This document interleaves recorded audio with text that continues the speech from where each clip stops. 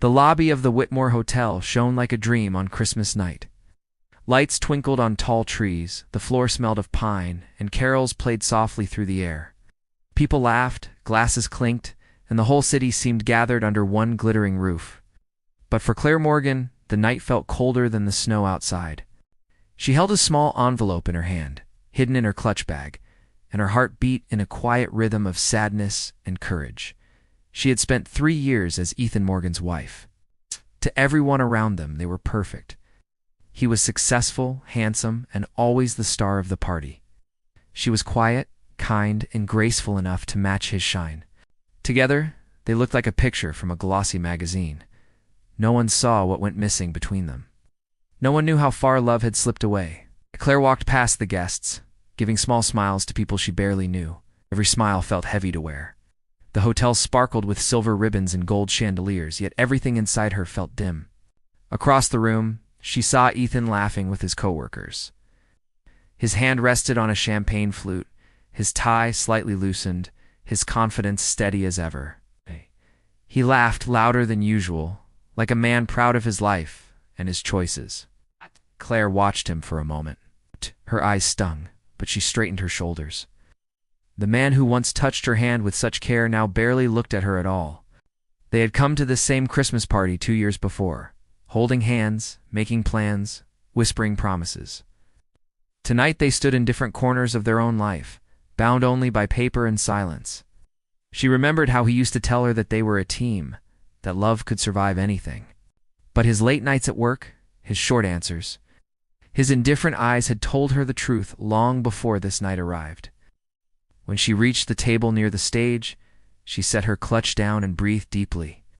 The envelope inside felt heavier than gold. Inside it were the divorce papers he had refused to sign for months. She had decided to do it tonight, once and for all, because she could no longer live in a house where love had turned to dust. Her fingers shook as she looked toward Ethan again. He was already watching her now, maybe sensing something in the way she stood. Their eyes met across the glowing room. For a second, all the noise faded. It was only them, like the first day they met, except now, the space between them was full of unsaid words. He walked toward her with a puzzled look, his smile dimming as he saw the tear building at the corner of her eye. "Claire, you look beautiful," he said quietly when he reached her. The words felt practiced. She forced a soft smile. "Thank you, Ethan. I need to give you something." He looked confused when she pulled out the envelope. His hand hesitated, as if touching it might burn. "What is this?" he asked, though deep down he already knew. "Please open it," she said. Her voice trembled slightly. He tore the seal slowly. The carols in the background changed to a slow love song, the kind that used to make them dance at their wedding. She could almost laugh at the cruel timing of it, looked down at the papers, and his calm expression cracked for the first time in months. The chatter around them never stopped. Few guests started to notice. Claire reached for the pen she had brought with her and placed it on the paper. "It is time," she whispered. Ethan looked at her, searching her face for something he might still save. "You are really doing this?" Tears slid down her cheeks before she could answer. "You already did," she said softly. "I am only signing what you ended long ago." She picked up the pen. The tear that dropped on the paper made the ink blur slightly. Still, she signed her name with a steady hand. With that, the weight she had carried finally left her chest and turned into a quiet ache she could manage. Ethan stood frozen. The crowd around them sensed tension, but did not know what had happened. They saw only the graceful woman wiping her tears and walking toward the exit. They did not know that she had just ended her marriage in the most elegant way she could. As she stepped outside, cold air brushed her face. Snow was falling again, tiny white flakes landing on her dark hair. The night looked peaceful, yet her eyes were red and heavy. Behind her, the music grew louder, and laughter filled the lobby again. Inside, Ethan dropped the pen and stared at the signature that had sealed their fate. He did not run after her. She did not look back. The snow kept falling between them like all the unspoken words that would never be said again. The Christmas lights glowed brighter, but for both of them, the night had already gone dark. The next few days passed like a blur for Claire. The city kept glowing with Christmas lights, but none of it reached her heart. People whispered about the party. Everyone had seen her tears. Some said she wanted attention. Others called her foolish for walking away from a rich, handsome husband. She saw her name in gossip pages at the small cafe she used to visit. The stories made it sound like she was weak, like she was nothing without Ethan. She read them once, then folded the paper and threw it away. It hurt, but she told herself that pain always comes before peace. Claire decided she would not stay in the city. She packed her clothes quietly, leaving behind the apartment she had shared with Ethan. The room still smelled of cinnamon and pine, the scent he liked during the holidays. Her ring sat on the kitchen counter where the sunlight touched it. She looked at it one last time, then closed the door and left without turning back. She took the morning train out of the city. Snow lay thick along the tracks, shining under the pale light. The view outside looked calm, like a blank page waiting for new words. Claire sat by the window with her scarf pulled tight, watching the world drift by. She wondered if Ethan had already forgotten her. Maybe he was still at work. Maybe he was already at another party, laughing like nothing happened. The thought made her heart twist, but she forced herself to breathe slowly. Ethan, in truth, was not as calm as people believed. After the Christmas party, he had gone home in silence. He placed the signed papers on his desk and poured himself a drink he barely touched. The laughter of the night still echoed in his head. The image of Claire's tears clung to him like cold wind. He told himself he had done the right thing. Their marriage had been falling apart for months. He had tried to work harder, to give her everything money could buy, but she always wanted more than that. At least that was what he told himself. Yet when he lay in bed that night, staring at the ceiling, her voice kept coming back to him. Days turned into weeks. At the office, Ethan walked with his usual confidence. Ow. To the world, he looked untouched. But at midnight, when the city went silent, he could not stop replaying the look on her face. People spoke about the divorce. Some laughed, some pitied. None knew how heavy his pride was. He missed her, though he never said it aloud. He missed the way she would bring him coffee late at night. The way she used to wait at the window for him even when he worked too late. Claire woke up one morning in her old hometown near a quiet lake. Houses there were simple, and the air smelled of pine and snow. The house she entered was large, hidden behind tall iron gates. It had been her childhood home. Servants greeted her with smiles and relief. Her father, Leonard Grant, met her at the door.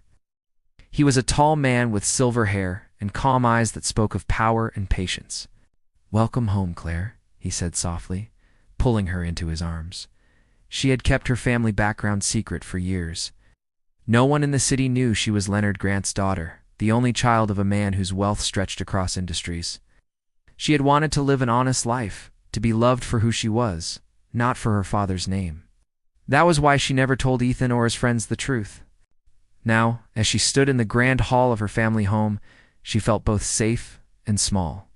Her father led her to a seat near the fireplace. "You do not have to tell me everything tonight," he said gently. "Just rest. This house has missed you." Tears filled her eyes again, but she smiled. "I missed it too." Over the next few days, she found quiet comfort in routine. She helped the housekeeper decorate the tree. She took walks near the frozen lake where she used to skate as a child. Sometimes she sat by the window, watching the snow fall, thinking about Ethan. She wondered what he would say if he saw her now. Would he feel sorry, or would he still believe she was the weak one? Her father often watched her in silence. He knew more about pain than he ever spoke of. One evening, he joined her by the fire and placed a gentle hand on her shoulder. "You have a strong heart, my girl," he said. "The world rarely sees quiet strength. It only sees noise. You do not have to prove anything to them. When you are ready, your truth will speak for itself." Claire nodded softly. In her heart, something began to heal. Her tears no longer felt like defeat. They felt like a cleansing rain, washing away what was broken. She had lost a love that had once meant everything, but now she could breathe again. Back in the city, Ethan looked out from his tall office window. Snow was falling there too. The streets below were bright with lights, but he felt none of their warmth. He turned away from the window and sat at his desk, staring at the pen she had used that night. Her words replayed in his mind again. Already did. It was a quiet truth that cut deeper the longer he thought about it. For the first time, Ethan Morgan began to wonder what his life had really cost him. Spring came slowly after the long, quiet winter. The snow melted from the roof of the Grant estate, and the lake outside began to shine again under the morning sun. Birds returned, singing as if the world had been forgiven. Claire liked to watch them from her balcony each morning with a cup of tea in her hands. Her cheeks looked warmer now, and the sadness that once lived in her eyes had changed into calm strength. She had begun working again, helping her father at the Grant Foundation, a group that supported art, education, and hospitals across the country. Leonard Grant had always been known as a man of mystery. He never showed his face in news photographs, and he rarely attended social events.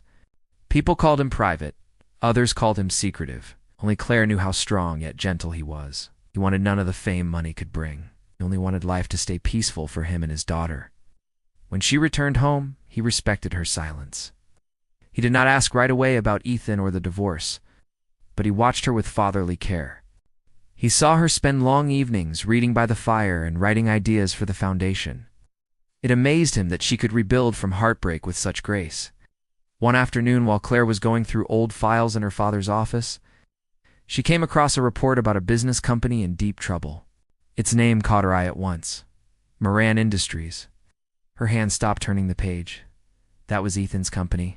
The report said that the company stock had started falling, and that a new investor group had been buying large shares quietly over several weeks. The name on the report said L. Grant Holdings. She turned and looked at her father in surprise. "Father, this is your company buying these shares," she said softly. Leonard nodded with a calm look. "Yes, I know the people running that company. They forgot to play fair with others in the market. Sometimes a lesson is needed."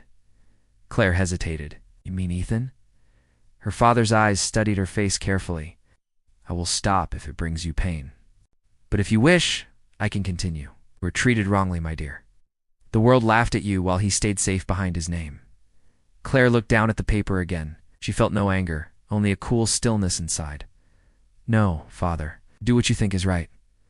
I do not want revenge. I just want to live my life with peace." Leonard gave a small smile. "Then peace is what we will make. But sometimes doing what is fair creates its own kind of peace." From that day, the Grant Holdings Group kept increasing its control in Moran Industries. The business world started to talk. No one knew who stood behind the moves, but Ethan's board meetings grew tense. His partners began to question him. Some accused him of poor decisions, others of losing focus after the divorce. Pressure built around him like a storm circle. Ethan did not sleep much. He worked late every night, going through files and calling meetings. In quieter hours, he still thought about Claire. He often wondered where she had gone, if she was happy, if she hated him. He tried not to imagine her crying again. When he saw the name L. Grant Holdings, he assumed it was just another corporate rival. He had no idea it was linked to her family. Back at the estate, Claire spent her mornings traveling with her father to charity projects. They visited schools, met art students, and spoke with hospital staff. People admired her grace and how humbly she carried her name. It was the life she had always dreamed of, simple but meaningful. One evening, she sat by the lake and remembered her old days in the city. She realized that the greatest pain she once felt had turned into strength she could now use to help others. Her heart no longer wanted to be understood by the world. It only wanted to stay true to its quiet rhythm. Her father joined her by the bench. He held a letter in his hand. "This came from the city office," he said. "They want us to attend the reopening of the Grand Art Museum next month. It will mark the 20th year of the foundation." Claire smiled lightly. "Mother loved that place." Leonard nodded. "Yes, she did. The press will be there. Investors, too. Perhaps even some old faces." She looked out at the lake. The evening light turned the water gold. "That will be fine. I'm not afraid of old faces anymore." Over the following weeks, letters and invitations filled the office. The event grew large, with famous business figures on the guest list. People began whispering about the mysterious woman co-directing the Grant Foundation. Her full name appeared on the official invitation for the first time in years: Claire Grant Morgan. In the city, when Ethan saw the letter with that name printed at the bottom, his stomach turned. He could not believe it. Grant, the same Grant connected to the investor holding his company's stock. He read the line again and again, trying to make sense of it. On a quiet night, he sat in his office staring at the window. Outside, the city lights glittered, but he saw only her name in his mind.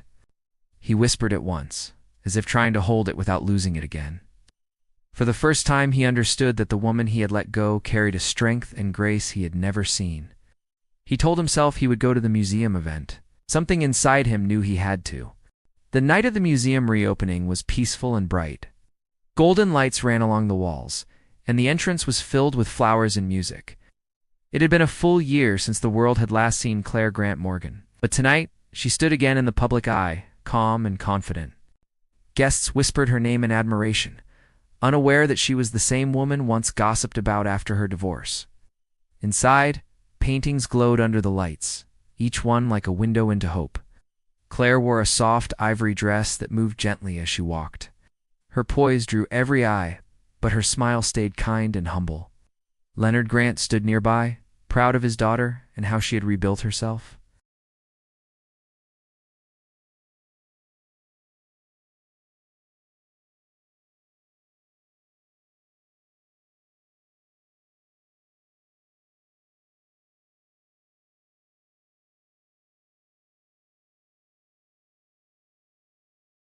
Tonight, he came not as her husband, but as a man who had learned regret and change.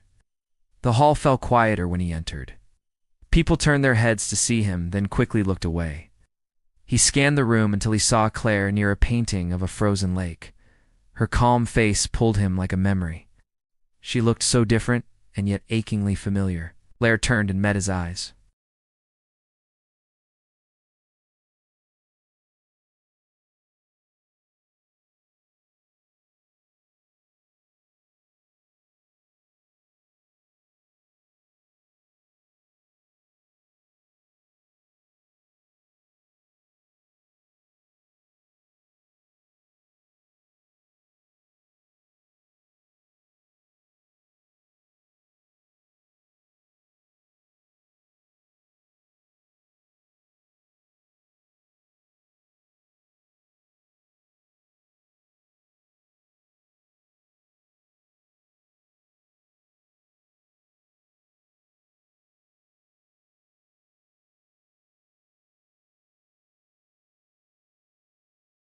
I was proud, blind, and foolish.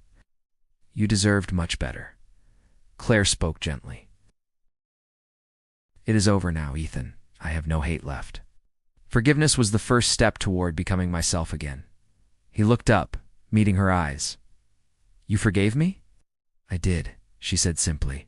Not for you, but for my own peace. At that moment, Leonard joined them. He greeted Ethan politely. Mr. Morgan, welcome. Thank you for attending our event.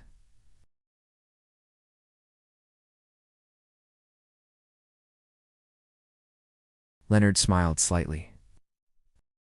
I am proud of it, but I am prouder of my daughter. His hand rested on Claire's shoulder. The nearby guests heard him and began to whisper among themselves. Only now did many realize that Claire Morgan was not only associated with the Grant Foundation, she was its heartbeat. Ethan looked at her again, his voice quiet. They see the truth now, but I see it differently. You were always strong, even before tonight. She gave a small smile. Sometimes strength grows out of silence. The orchestra changed to a gentle tune. Leonard was called away to greet other guests, leaving them standing in the soft light. Ethan's eyes wandered to the Winter Lake painting behind her. I remember when we used to talk about visiting a place like that, he said quietly. I remember, she said. Dreams do not always come true, but they still shape who we are. He wanted to say more, but decided not to. She looked peaceful, and he understood it was time to let go. When the event ended, he was among the last to leave. Claire stood with her father by the door, thanking guests for coming. As Ethan passed her, he stopped for a brief moment. Thank you, Claire, he said softly, for forgiveness and for teaching me what love should have been. She looked at him with calm kindness. Thank you for learning. He smiled faintly and walked out into the cool night. The air smelled of spring and new beginnings. Inside the hall, Claire turned to her father and smiled. The same woman who once cried at a Christmas party now stood surrounded by light, grace, and peace. She had closed her wounds without bitterness, and had found strength not in winning back love, but in becoming whole again. A year passed after the museum night. Winter returned again, bringing soft winds and silver skies. The Whitmore Hotel looked almost the same as before, with glowing lights, tall trees, and the sound of cheerful music. Yet everything inside felt different this time. The guests were still the city's most known faces, but the name that everyone spoke with admiration now was Claire Grant Morgan. She was the woman who brought life back into art and kindness into business. Her foundation stood beside the city's biggest projects. Even those who once whispered behind her back now wanted to stand near her. Claire arrived at the hotel in a long red dress with a white shawl across her shoulders. She smiled kindly to everyone who greeted her. The scent of pine and cinnamon in the air did not hurt anymore. It only reminded her of how far she had come. The same chandelier under which her heart once broke was shining above her again, but she looked at it with calm eyes. Her father had chosen the hotel as the venue for the Grant Foundation's Christmas celebration. It was a way to give back to the city that had once judged his daughter too easily. Leonard Grant stood near the door, his posture proud and his eyes warm. He watched Claire move through the crowd, talking with art students, donors, and workers from the foundation. Her laughter was soft and real now, not the broken kind from years before.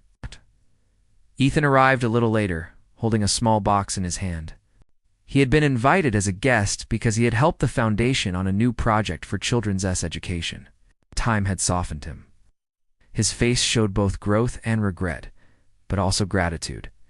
He had rebuilt his company with honesty and had started to live without the weight of arrogance. When he stepped into the hall, he saw Claire near the tree, her hair shining under the light. He took a slow breath and walked toward her. She noticed him at once and smiled politely. "Good evening, Ethan," she said, offering her hand. "Good evening, Claire," he replied, shaking her hand gently. "The place looks wonderful. You have turned this city into something bright again." She smiled modestly. "We only try to remind people that beauty can heal." He opened the small box and took out a simple glass ornament shaped like a heart. On it was written the word forgive. He held it out to her. "This is for you. I wanted to thank you. Wanted to say sorry once more, though I know you already forgave me." She looked down at it, then took it carefully. "It is beautiful. Thank you. May I put it on the tree with you?" he asked kindly. She nodded. Together, they walked to the tree. The crowd around them continued to talk and laugh, unaware of the quiet moment happening nearby. Claire placed the ornament near a crystal star and stepped back. The heart caught the light and shimmered. For a short moment, they both stood in silence. Ethan looked around at the same hall where he had once lost her. Yet tonight there was no pain, only peace. "I did not know forgiveness could feel like this," he said softly. "It feels lighter than I expected." Claire turned to him. "That is because forgiveness is for the one who gives it as much as for the one who receives it." He smiled gently and nodded. "You always understood life better than I did." Across the room, Leonard Grant signaled to Claire that it was time for the speech. She excused herself, touching Ethan's arm lightly, before walking toward the stage. He watched her climb the small steps and face the crowd. Her voice was steady as she spoke about hope, kindness, and the power of new beginnings. Everyone listened with respect, their glasses raised in quiet admiration. Ethan watched her with pride he never knew before. He no longer ached for what he had lost. Instead, he felt grateful that she had once been part of his life. He now understood that some love stories do not end where they break. They end where healing begins. When she finished the speech, applause filled the room, and he joined in with a smile. Later that evening, as the guests began to leave, snow started to fall outside the hotel. Claire stepped out to the balcony to watch it. She rested her hands on the railing, breathing in the cold air. The city lights glimmered below, and the sound of laughter drifted from inside. Ethan joined her outside, standing a few steps away. "Snow always brings peace," she said quietly. "New beginnings." They looked at the falling snow together. Then Ethan placed his hand inside his coat pocket and took out a folded paper. "These are the documents for the new education project. I wanted to give them to you personally." She accepted them with a smile. "We will make something good out of it." He nodded once, then looked up at the lights. For a moment they were silent again. Then he said, "Goodbye, Claire." She turned to face him. "Goodbye, Ethan. Take care of yourself." He walked away through the hotel doors, his steps slow but peaceful. She watched until he disappeared from sight, then looked back at the sky. The snowflakes landed softly on her hands, melting into drops that shone in the light. Inside, laughter rose again and music filled the halls. Claire went back in, her heart light. The night that had once shattered her had now become the night that reminded her of her strength. The sound of joy carried across the hotel, and the golden chandelier glowed above her with steady warmth. The soul that had once been torn now felt whole again, shining quietly under the soft light of Christmas.